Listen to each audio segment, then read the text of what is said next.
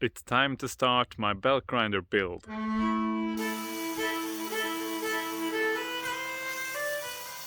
So before I make another knife, I'm gonna do a project that feels really fun, and that is to make my own Beltgrinder. I did not think that this project would take as long as it has. It's been nearly half a year since I started.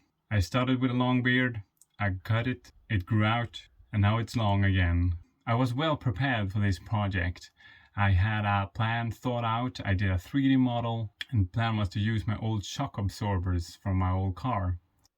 Enlightenment saved me and avoided danger, so I had to take another path. I had to do a retake.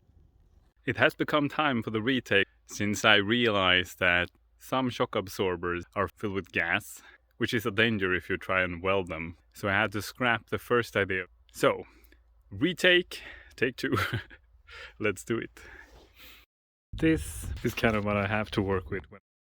This is an old front fork. It's already been started as a Beltgrinder build. So I have this slotted area with balls, so I can lock the rotation of the round bar. And I do have a spring. I'm thinking I could use this spring for the tension of the belt. I still have these large wheels, which I might use.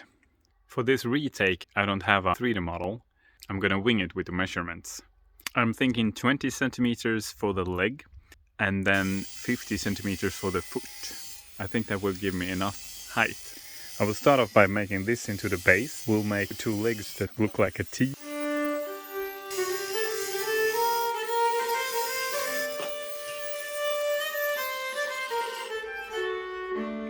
Two legs.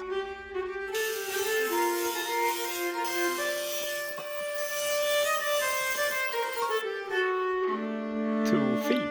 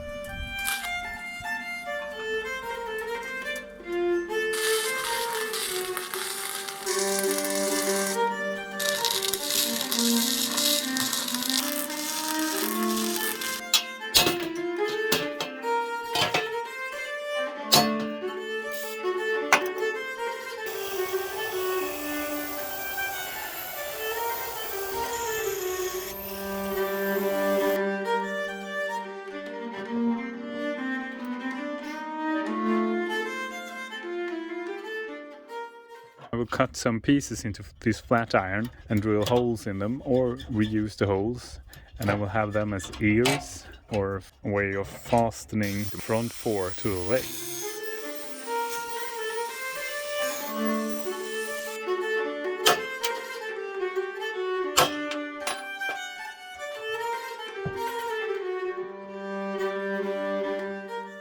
I'm gonna make a joint with some screws and plates so that I can tilt it 90 degrees. I want to be able to do some vertical grinding and some horizontal grinding. And I realize now that the legs of the grinder are gonna have to be quite close together.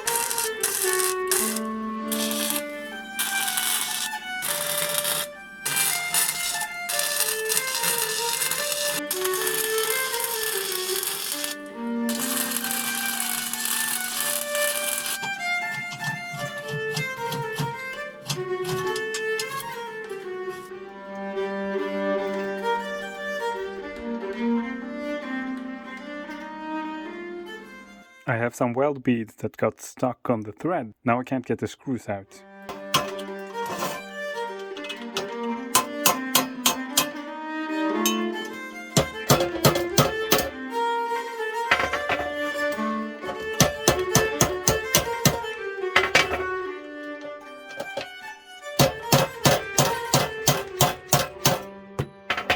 have a loose plan that I'm gonna be able to use it with belts that are 1 meter long and also longer belts. But since I'm winging it with the measurements, we'll see how it goes.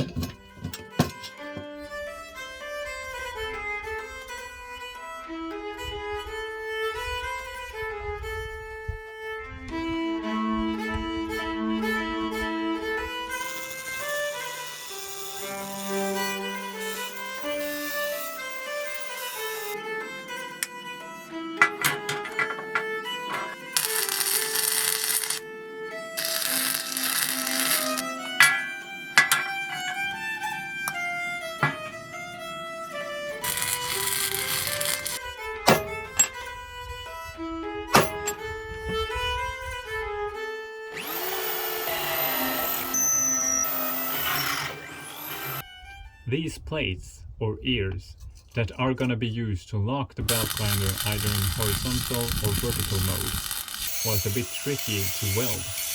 It was a hard time finding a good way to place them for the weld. One of them I actually did such a poor job welding it that I had to redo it. If you have some ideas to how one should go about fixating these kind of plates to a rod like this, please share them with me in the comments.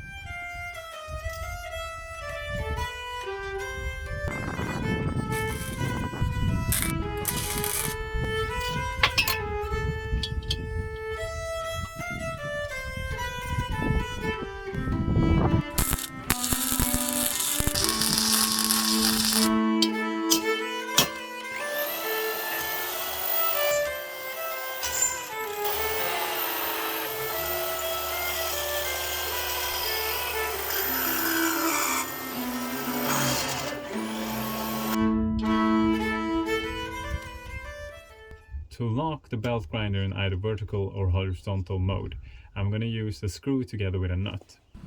And I weld these nuts into the legs so that I only have to fiddle with the screw when I want to change the mode. I would have liked to have both the nuts on the inside of legs, which would allow me to use only one shorter screw for each of the modes. But I was unsure if I can do a good job welding the lower nut since it's like far down into the pipe. So in the end I chose the easy path and welded it on the outside instead. That means I need to have two different lengths of screws to lock the Beltgrinder. Yes. One short screw and one tall screw coming up.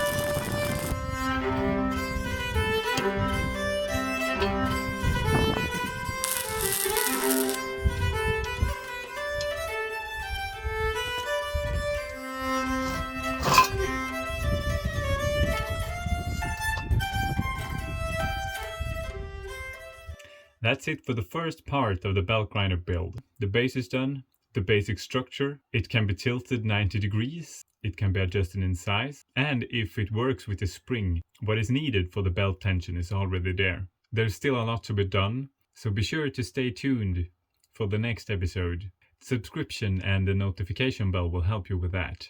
If you enjoyed the video, give it a thumbs up, comment if you have some thoughts. See you in the next one.